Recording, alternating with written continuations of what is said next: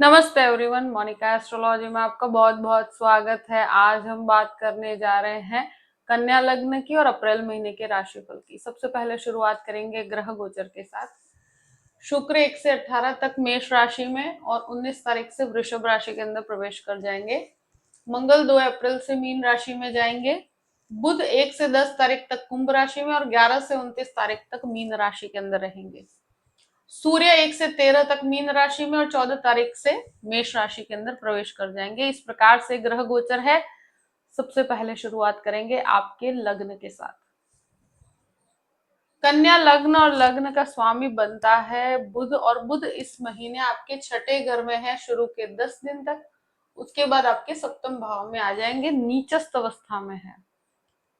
देखिए, लग्न लॉर्ड छठे में से निकलकर सप्तम भाव में जाएंगे, नीच के रहेंगे, मगर परिवर्तन राजयोग के अंदर भी है, यानी गुरु और बुध का परिवर्तन योग बनता है 11 तारीख से।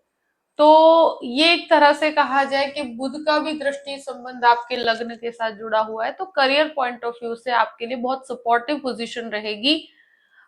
यहाँ पर मैं एक चीज जरूर कहूंगी कि ये समय में थोड़ा सा आपको कम्युनिकेशन के अंदर परेशानी हो सकती है। अपने पॉइंट ऑफ व्यूज को रखना हो तो बहुत क्लैरिटी रखनी होगी।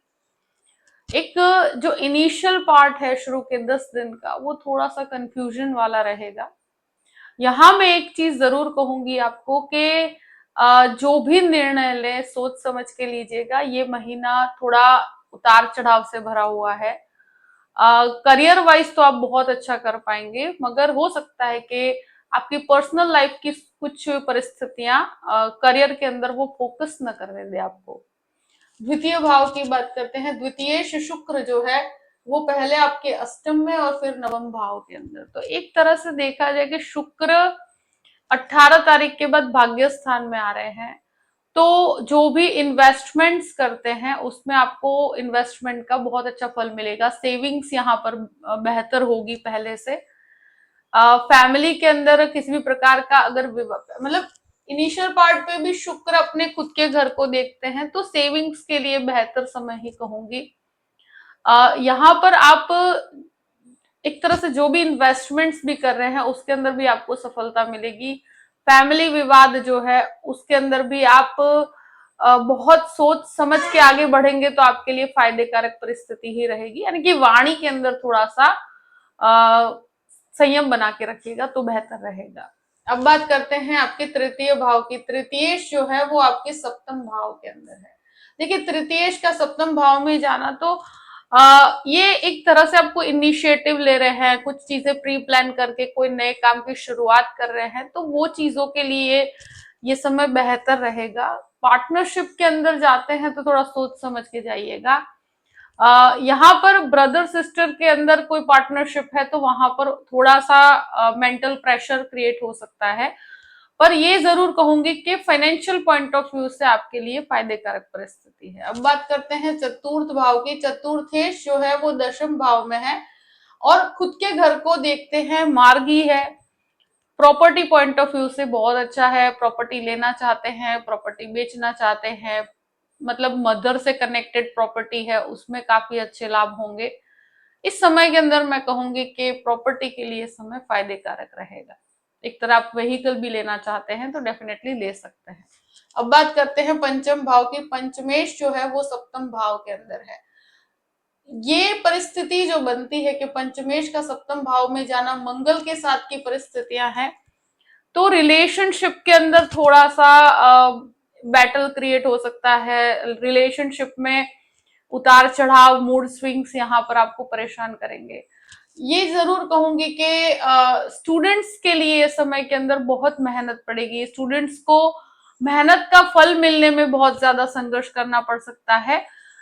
ये जरूर कहूंगी कि लीगल मैटर के अंदर जो कोई पढ़ाई कर रहे हैं, यानी कि लॉ का पढ़ाई कर रहे हैं या कोई टेक्निकल पढ़ाई कर रहे हैं, तो बहुत अच्छा कर पाएंगे। यहाँ स्ट्रेस बना रहेगा, ओवरलोड स्टडीज का स्ट्रेस बना रहेगा। फिर भी मैं कहूंगी कि आप अपने आप को बहुत अच्छे से प्रूव कर पाएंगे। 10 तारीख के बाद वहां पर भी आपको बेटरमेंट नजर आएगा। ये चीज है कि आसान रास्ता नहीं है। यहाँ पर आप जो भी पढ़ाई कर रहे हैं उसमें आपको बहुत ज्यादा स्ट्रेस का सामना करना पड़ सकता है।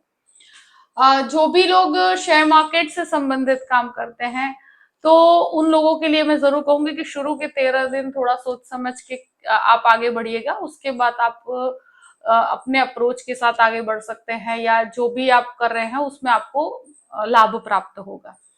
अब बात करते हैं आपके छठे घर की। छठे घर का स्वामी सप्तम भाव में है, राहु यहाँ पर स्थित है, लग्न लॉर्ड भी इनिशियल 10 दिन यहाँ पर है। देखिए, स्वास्थ्य और स्पेशली जिनके भी स्टमक रिलेटेड प्रॉब्लम्स है, यूरिन संबंधित कोई समस्याएं हैं, स्किन रिलेटेड इश्यूज है, उनको अपने स्वास्थ्य का ध्यान रखना है। ये समय थोड़ा स्वास्थ्य को लेकर कॉम्प्लिकेटेड, अपने लाइफ पार्टनर की हेल्थ का भी यहाँ पर ध्यान रखने की जरूरत रहेगी। शत्रु यहाँ हावी होकर आपको परेशान करेंगे, तो थोड़ा इस समय के अंदर उलझने से आप बचें तो अच्छा है, क्योंकि उलझने से मेंटली बहुत ज्यादा प्रेशराइज्ड फील करेंगे। अगर कोई भी प्रकार का लोन लेना चाहते हैं, और लोन की अवस्था के अंदर, देखिए लोन लेते हैं तो कैलकुलेटिव अप्रोच के साथ और अपने रिस्क टेकिंग कैपेसिटी को देख कर लीजिएगा। बहुत बड़े इन्वेस्टमेंट की तरफ जाते हैं तो वहां पर आपको नहीं जाना चाहिए, क्योंकि इस तरह की प्रॉब्लम्स क्रिएट हो सकती है। 7th हाउस की बात करते हैं। 7th लॉर्ड जो है वो आपके 10th भाव में। देखिए, करियर पॉइंट ऑफ व्यू से और फाइनेंशियल इनकम के पॉइंट ऑफ व्यू से महीना बहुत अच्छा है। शनि मंगल का ये योग, साथ में बुध भी यहाँ पर नीचे होंगे, मगर गुरु के साथ परिवर्तन योग में है। तो इस समय के अंदर बहुत अच्छे, मतलब कहते हैं ना कि बड़े बड़े प्लानिंग, बहुत अच्छे काम के अंदर फाइनेंशियल इनकम क्रिएट होती है, ये चीजें जरूर रहेगी। आपका मानसिकता में काफी पॉजिटिविटी आएगी 10 तारीख के बाद, आप ये चीज देखेंगे। भले नीचस्थ बुध है, फिर भी मैं कहूंगी कि जो परिवर्तन योग है, तो कुछ काम ऐसे बन जाते हैं जो आपने एक्सपेक्ट भी नहीं किए। तो फाइनेंशियली तो डेफिनेटली ग्रोथ का समय है। तो संभलना कहां पर है, तो देखिए ये सारे प्लैनेट्स आते हैं सप्तम भाव में, जो आपके गृहस्थ जीवन को डिनोट करता है। 12th लॉर्ड बन के सूर्य यहाँ पर साथ में रहेंगे, तो गृहस्थ जीवन के अंदर मुझे लगता है कि ये पूरा ही महीना संभल के रहने का है। 13 तारीख तक की परिस्थितियां बहुत ज्यादा हैवी है, क्योंकि 2 से 13 तक शनि, सूर्य और मंगल तीनों साथ में रहेंगे यहाँ पर। ये परिस्थिति के अंदर गृहस्थ जीवन उतार चढ़ाव से निकलता है, बहुत ज्यादा ऐसे में काफी वायलेंट परिस्थितियां होती है। तो थोड़ा इस समय पे अगर हो सके तो कम्युनिकेशन गैप रखिए तो बेहतर रहेगा। अगर कोई झगड़ा भी है तो इन दिनों को आप निकाल दीजिए। देखिए, उसके बाद भी शनि मंगल तो साथ में ही रहेंगे, सूर्य यहां से निकल जाएंगे, पर ये महीने के अंदर गृहस्थ जीवन में उतार चढ़ाव तय है, तो इस चीज को मान के चलेगा। जो लोग डाइवोर्स एक्सपेक्ट कर रहे हैं, इस महीने में उनको डाइवोर्स प्राप्त हो जाएगा। पार्टनरशिप में कहा सुनी हो सकती है, मगर पार्टनरशिप के अंदर फाइनेंशियल इनकम काफी अच्छी रहेगी।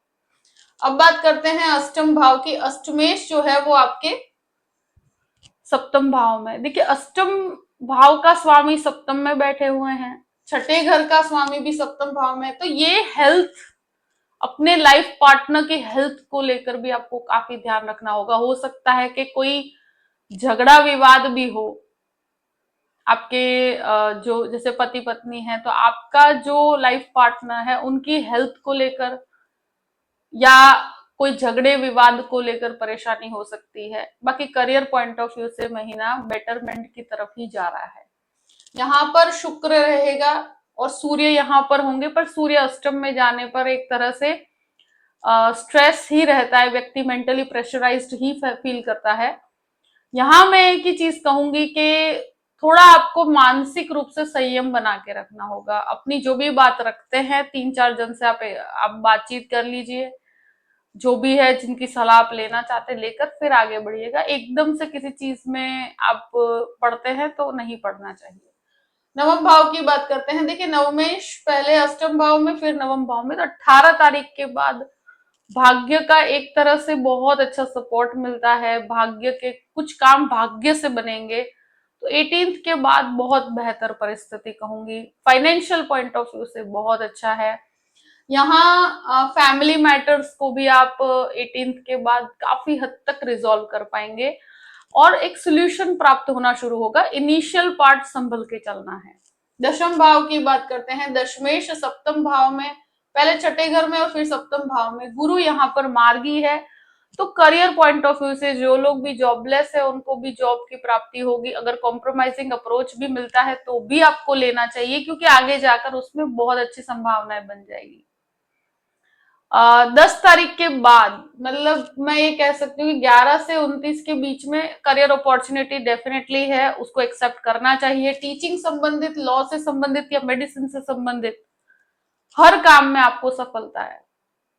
आप अगर सलाह सूचन का काम करते हैं बहुत अच्छा कर पाएंगे। तो फाइनेंशियली तो मल्टीपल इनकम की परिस्थितियां हैं। 11th हाउस की बात करते हैं। 11th लॉर्ड जो है चंद्रमा है। अभी लाभ की बात की जाए तो मेहनत के अकॉर्डिंग आपको लाभ मिलेगा। इनिशियल पार्ट आपके लिए थोड़ा कठिन है और 18 तारीख के बाद आप बहुत अच्छा फाइनेंशियल ग्रोथ देख पाएंगे। मतलब जहां जहां जो जो आपने काम किया हुआ है उसको एप्रिसिएशन मिलना शुरू होगा।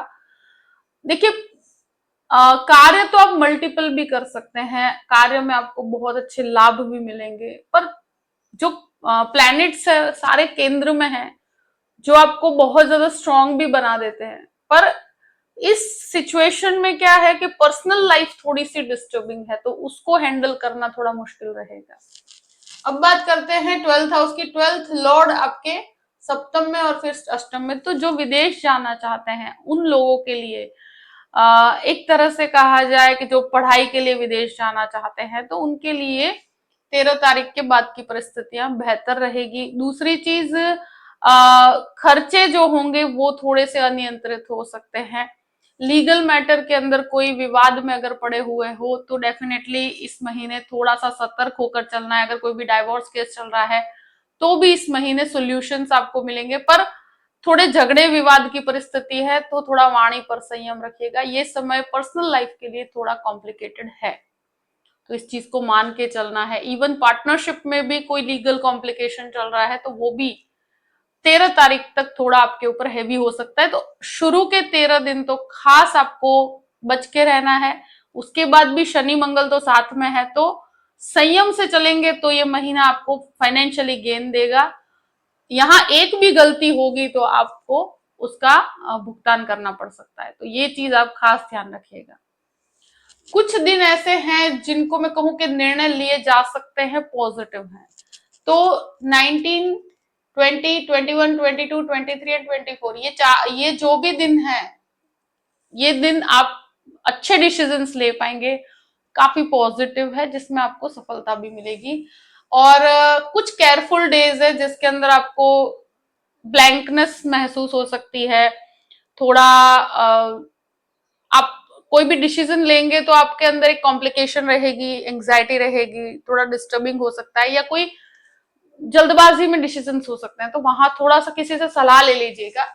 तो 12, 13, 14, 15, 16, 17, 18, 25 और 26 ये दिन, ऐसा नहीं कह रही हूँ कि डिसीजन नहीं लेने हैं, लेने हो तो किसी की सलाह ले लीजिएगा।